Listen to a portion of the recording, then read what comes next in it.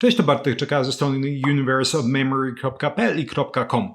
Jak wielu z Was wie, taką moją nadrzędną dyscypliną, od której się wszystko zaczęło, była i tak naprawdę wciąż oczywiście jest pamięć. I właśnie to zgłębianie pamięci w pewnym momencie zaczęło zapędzać mnie w różnego rodzaju, bym powiedział, takie królicze nory, różnego rodzaju poboczne zagadnienia, które oczywiście były związane z pamięcią, ale może nie dotyczyły jej bezpośrednio. Jedną z takich dziedzin, która na początku trochę mnie odrzucała, ponieważ jest częścią filozofii, która zawsze mi się kojarzyła z takim bezsensownym gdybaniem, przynajmniej lata temu. Jedną właśnie z takich części była epistemiologia. Epistemiologia określa się jako naukę o wiedzy albo naukę o prawdzie. Właśnie epistemiologia w połączeniu z psychologią, przynajmniej z wieloma dziedzinami i poddziedzinami psychologii, pozwala dać taki świetny wgląd, moim zdaniem, za tą kurtynę umysłu.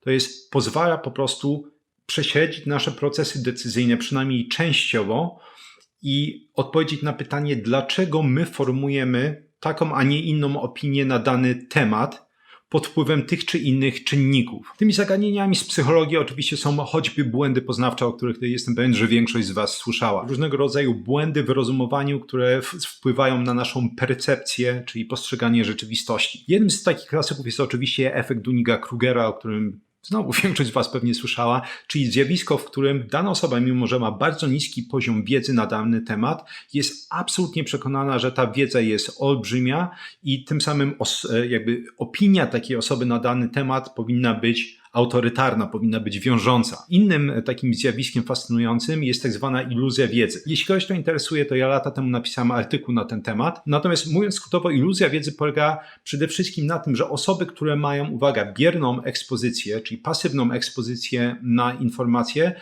bardzo często zaczynają uważać, że daną dziedzinę znają świetnie. Czyli można powiedzieć, jest to na pewno zjawisko, które łączy się z efektem Dunninga-Krugera, ale nie jest to coś identycznego. Ja opisywałem, wydaje mi się, w minimum jednym albo dwóch wywiadach takie fantastyczne badanie właśnie a propos iluzji wiedzy. Zważywszy na to, że każdy ma do czynienia z ubikacją, tak, z tym jak właśnie korzysta z toalety codziennie, to naukowcy spytali się właśnie, żeby testować ten efekt iluzji wiedzy studentów, czy oni wiedzą, jak funkcjonuje ubikacja. I większość studentów była absolutnie pewna, tak, jak najbardziej wiem, każdy przecież wie, jak funkcjonuje ubikacja. I w drugim kroku spytano ich, w takim razie, czy mógłbyś szczegółowo opisać funkcjonowanie toalety? I nagle się okazało, że większość studentów, bo miała taką możliwość, wycofała się z twierdzenia, że oni wiedzą, jak ta ubikacja funkcjonuje. Można właśnie tutaj zwrócić uwagę, że ponownie mieliśmy do czynienia poniekąd z pasywną ekspozycją na dane informacje. To znaczy, owszem, my widzimy toaletę codziennie, ale liczba osób, która szczegółowo zgłębiała, rzeczywiście można powiedzieć, studiowała, jak toaleta działa i zapamiętywała całe te po prostu przepływy, jest dosyć znikoma. Jednocześnie, znowu, jeśli ktoś ma częsty kontakt z jakimiś informacjami, czy to je słyszy na przykład w prasie, czy to słyszy je choćby w filmikach na YouTubie, to bardzo często ta osoba właśnie zaczyna tworzyć tą iluzję wiedzy. Nawet jeśli w konfrontacji okazuje się, że ta osoba nie jest w stanie często wydobyć aktywnie nawet niewielkiej ilości informacji na dany temat. Wszystko to jest polane dosyć gęstym sosem egotyzmu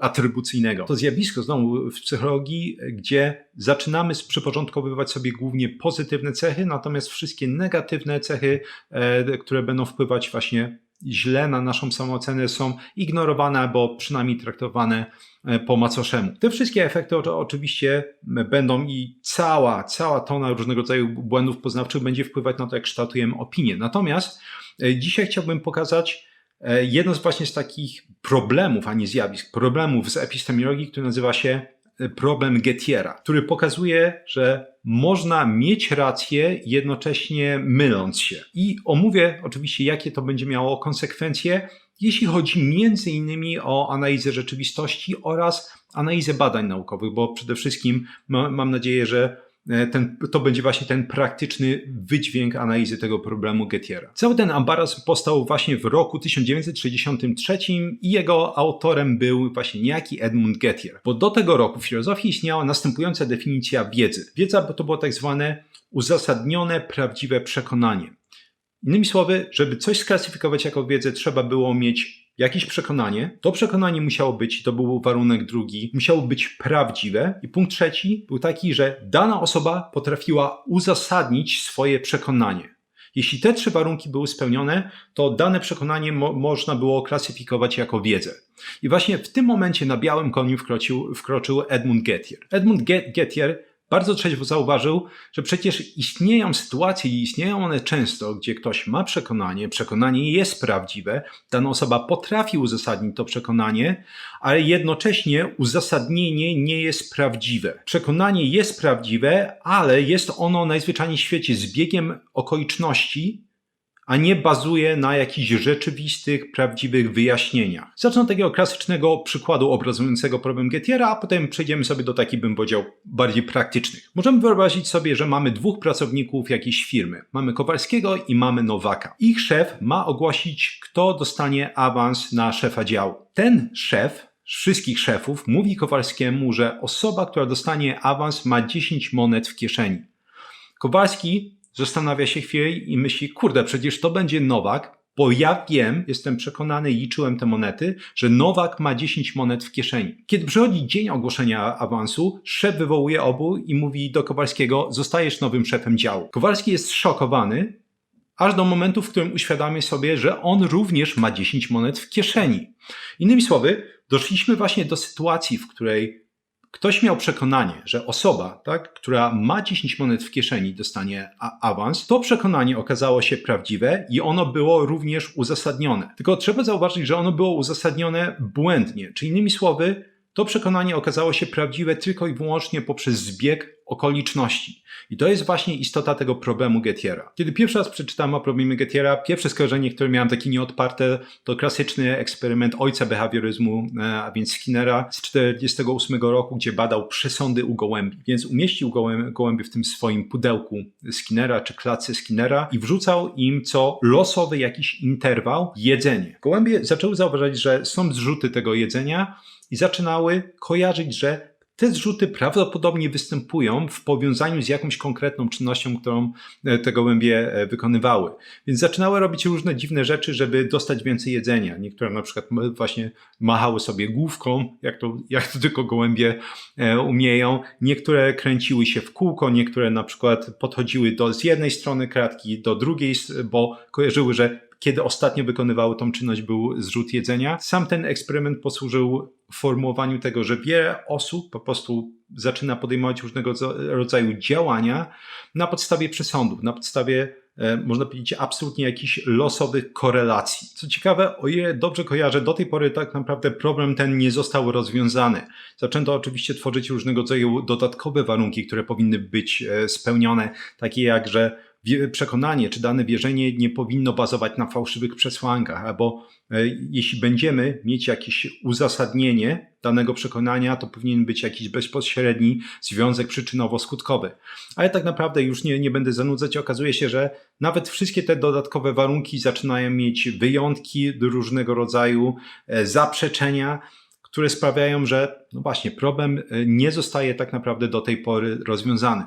Natomiast jakie są, takie bym powiedział, rzeczywiste następstwa problemu Gettiera? Bo one, uważam, zdarzają się non-stop i zdarzają się między innymi właśnie w dziedzinie dietetyki i w dziedzinie medycyny i chciałbym właśnie zobrazować, jak często na paru takich bardzo praktycznych przykładach. Pierwszym przykładem, który niesamowicie mi chodzi po głowie, jest używanie leków przeciwpasożytniczych do leczenia nowotworów, czyli w terapii antynowotworowych jako taka terapia poboczna czy pomocnicza. Jeśli kogoś to dziwi, to nie powinno, bo przede wszystkim warto powiedzieć, że ogólnie historia medycyny to jest poniekąd historia odkrywania różnych zastosowań danego leku. Czyli często jest tworzony lek, który ma adresować jakiś konkretny problem, pomagać leczyć jakąś chorobę, natomiast z czasem okazuje się, że hej, ten lek jest w stanie robić różnego rodzaju inne rzeczy. I choćby takim klasycznym przykładem, który omawiałem przecież parę tygodni temu, jest używanie inhibitorów fosfodiesterazy 5, więc leków na zaburzenia erekcji, takich jak choćby Viagra i Cialis, jeśli chodzi o te nazwy handlowe. Pomimo, że to są leki na zaburzenia erekcji, to ja pokazywałem, że one tak naprawdę działają fantastycznie,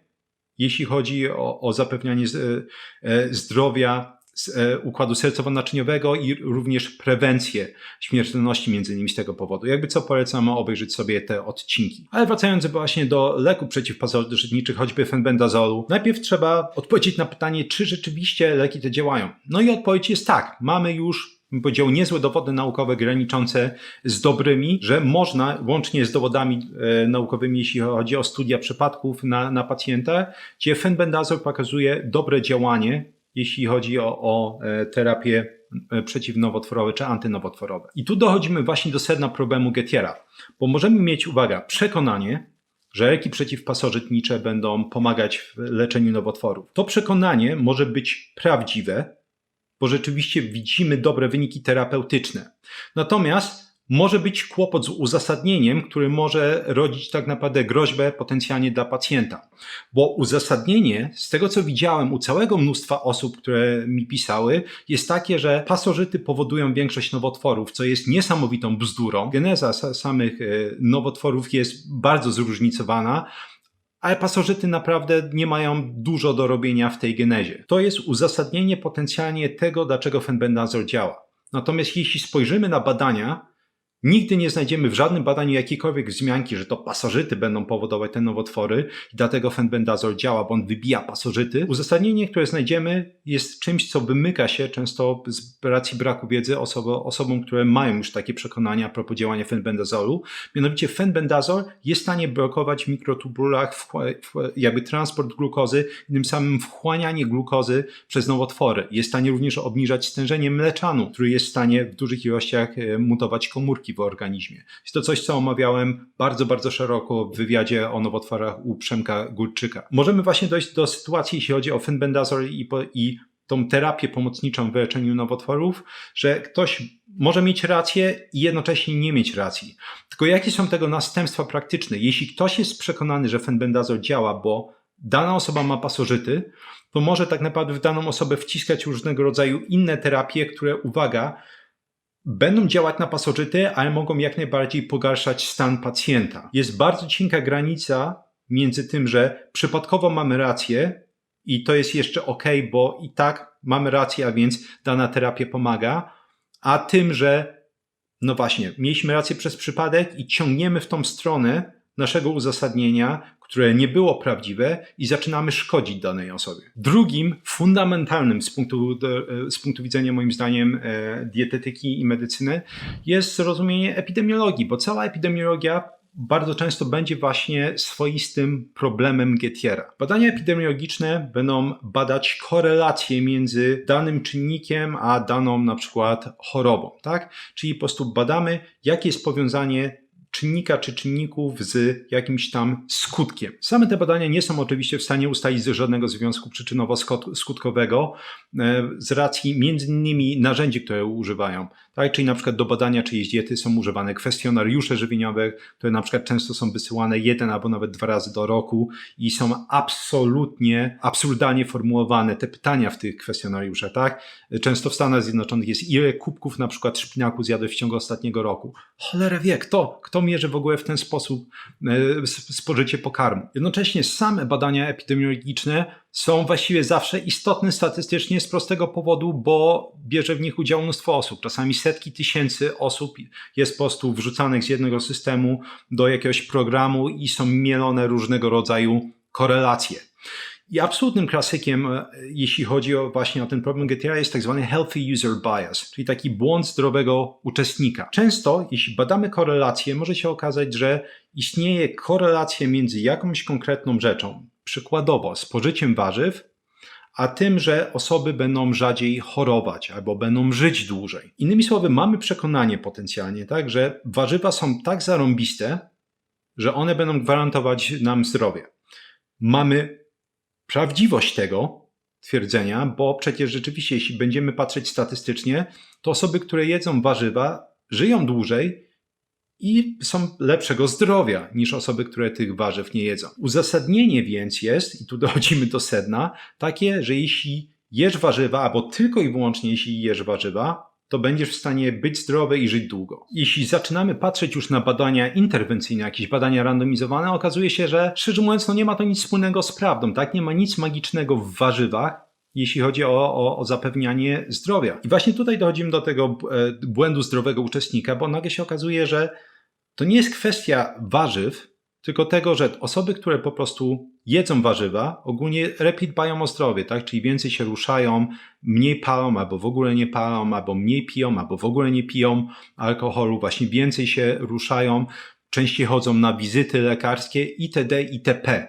Innymi słowy, możemy mieć przekonanie, ono ponownie może być prawdziwe, jeśli chodzi o mierzalność danych efektów, ale uzasadnienie jest absolutnie nieprawdziwe. Inna rzecz, na pewno będę dochodzić do tego, jeśli chodzi o nagrywanie odcinka, to jedna z tych takich dłuższych dyskusji, jakie od dłuższego czasu właśnie toczą się w internecie, a propos wpływu słońca na zdrowie. I zauważyłem już, pomijając kto stoi po jakiej stronie barykady, że wiele osób wyciąga badania epidemiologiczne, które pokazują, że osoby, które mają częstszą ekspozycję na słońce, częściej wychodzą na zewnątrz, żyją dłużej na przykład i są lepszego stanu zdrowia niż osoby, które nie wychodzą. Często osoby, które używają tego argumentu, wyciągają te badania epidemiologiczne, są świadome ograniczeń epidemiologii, jednocześnie to jest używane jako uzasadnienie, dlaczego słońce absolutnie zawsze w każdej ilości jest zarąbiste. Jednocześnie zapominając o tym, że osoby, które wychodzą z domu rzadziej albo nie wychodzą praktycznie w ogóle z domu, to są często osoby już chore. To są często osoby, które na przykład mają stany depresyjne. Innymi słowy, mamy ważny czynnik, albo potencjalnie czynniki, które bardzo często nie są uwzględniane w żaden znaczący sposób w tych badaniach, które sprawiają, że takie osoby nie wychodzą z domu, bo one po prostu już się czują źle albo już jest z nimi źle. I dlatego te osoby, które wychodzą na zewnątrz, są po prostu zdrowsze, bo no właśnie, one w ogóle są zdrowsze od samego początku. Często więc, jak widzicie, może być tak, że możemy mieć przekonanie może być prawdziwe, natomiast może być kłopot potencjalnie z uzasadnieniem, tak, naszej decyzji. Tylko kłopot polega na tym, że żeby wiedzieć, że uzasadnienie nie jest poprawne albo jest poprawne, trzeba dosyć dużej samoświadomości. Tak? Niektórym oczywiście przychodzi to naturalnie, przychodzi to łatwo, a dla niektórych to jest część w ogóle procesu nauki, tak? Bo częścią tego procesu samodzielnej nauki jest, czy to w ogóle jeśli chodzi o zdobywanie wiedzy, czy o psychologię, jest metapoznanie, tak? Poznanie samego siebie, poznanie naszych procesów poznawczych. Bo dopiero w momencie, w którym zaczynamy trochę głębiej analizować, dlaczego uważamy to, a nie co innego, możemy dojść właśnie do prawdy. Przynajmniej do częściowej prawdy, ponieważ oczywiście innym kłopotem jest to, że nigdy nie wiemy tego, czego nie wiemy. Zawsze nazywam to po prostu, że nie możemy znać nieznanych, niewiadomych. To jest jakby inna rzecz, którą omawiałem z kolei w tym artykule. Jakby taka ciągłość, jeśli chodzi o proces zdobywania wiedzy, polega na tym, żeby również między innymi jak najszybciej poznawać nowe informacje, czyli zamieniać po prostu te nieznane niewiadome w znane niewiadome, tak? Czyli żeby przynajmniej liznąć różnego rodzaju koncepcji, bo to już nam pozwala tworzyć szerszy obraz danego zagadnienia. Oczywiście jak zawsze świetnym przykładem są tutaj warzywa, które często omawiam na kanale. Wiele osób po prostu nie ma żadnej bardziej szczegółowej wiedzy, jeśli chodzi o warzywa i w momencie, w którym nagle zaczynałem się dowiadywać, że no tak naprawdę w warzywach jest wiele różnego rodzaju substancji antyodżywczych, substancji szkodliwych, pestycydów produkowanych naturalnie przez te warzywa, żeby odstraszać insekty czy różnego rodzaju zwierzątka, nagle się okazuje, że kurde, właśnie mi się wydawało, że coś tam, ale nie wiedziałem, tak? Czyli innymi słowy była ta nieznana niewiadoma, która sprawiała, że nie mogłem mieć szerszego jakby pojęcia, czy szerszej jakiejś bardziej merytorycznej opinii na dany temat. Jeśli chcielibyśmy mieć pewność, przynajmniej większą pewność, że nasza wiedza na dany temat, uzasadnienie po prostu jakiegoś przekonania jest trafne, można bawić się w pytanie po prostu dlaczego, albo nawet po prostu używać zaimków pytajnych, tak? Czyli co, dlaczego, jak i tym podobnych i wchodzić coraz głębiej, jeśli chodzi o uzasadnienie. Bo nagle się okazuje, że jeśli nie jesteśmy w stanie wejść nawet w drugie albo trzecie dlaczego, to prawdopodobnie ta nasza wiedza nie spoczywa na zbyt stabilnych nóżkach. I to samo tyczy się weryfikowania czyjejś wiedzy, tak?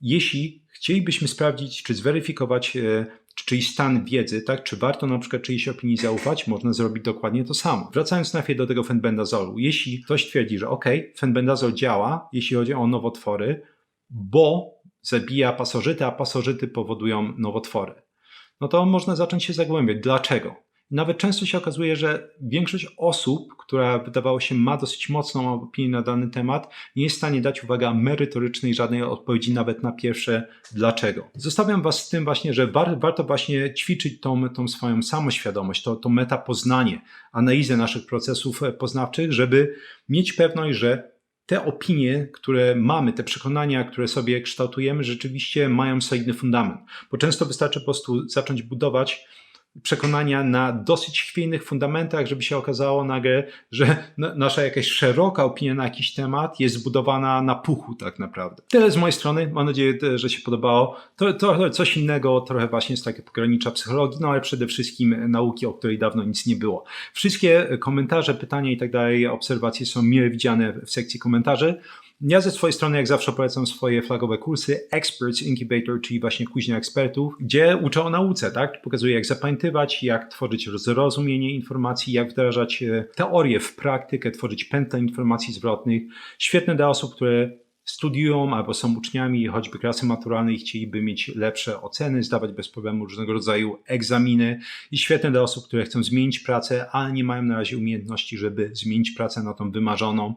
Jest polecane osobom, które już mają świetną pracę, ale potrzebują zdać różnego rodzaju egzaminy, certyfikaty, żeby dostać jakiś upragniony awans, a nawet osobom, które po prostu chciałyby więcej zapamiętywać z tego, co czytają i z tego, co słuchają. Kurs Vocabulary Labs, gdzie pokazuję, jak samodzielnie uczyć się dowolnego języka, znowu od A do Z, żeby przestać płacić non-stop za aplikacje do różnego rodzaju korepetytorów, szkoły językowe i kurs o jeden włos za daleko, gdzie pokazuję, jak zatrzymać i odwracać łysienie androgenowe i walczyć z różnego rodzaju uporczywymi i upierdliwymi chorobami skóry głowy, jak choćby właśnie łupieże. 3 piosenki rockowe w pierwszym komentarzu pod filmikiem, żeby miło spędzić czas również po wysłuchaniu tego odcinka. Jak zawsze, jakaś baladka, coś wolnego, coś szybkiego, żeby każdy miał coś dla siebie.